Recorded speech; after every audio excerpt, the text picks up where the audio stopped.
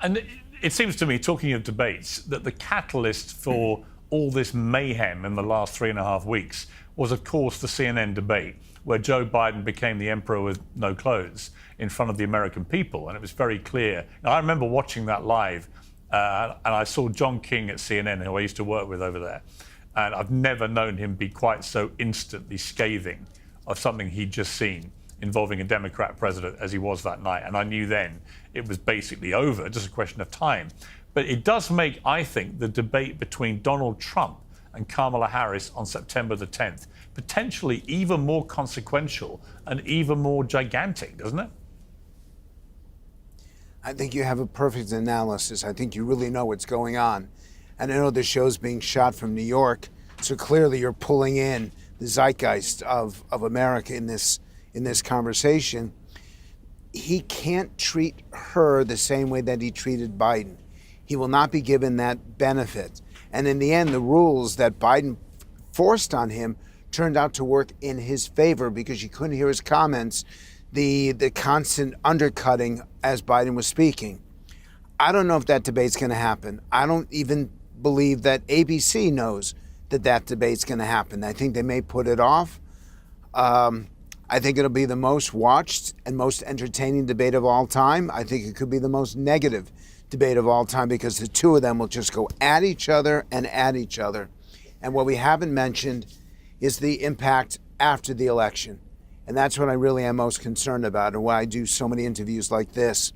In the end, do we trust the election results? Does America come together? Do we accept the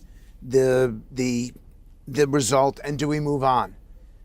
And do we continue to tear each other apart? That's what I'm most concerned about because I'm not sure the answers to those questions.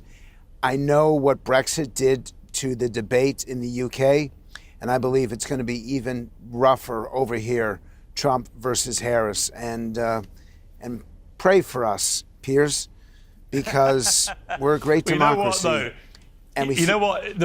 The reason, Frank, I think it has to happen, that debate, is which one of them's going to pull out, right? If Kamala Harris ducks a debate with Trump, I think that would play very badly for her. And conversely, if Trump, the strong man, bottles a debate with Kamala Harris, I think that's really damaging to him. So I don't think there's any possibility of that debate not happening purely for that reason.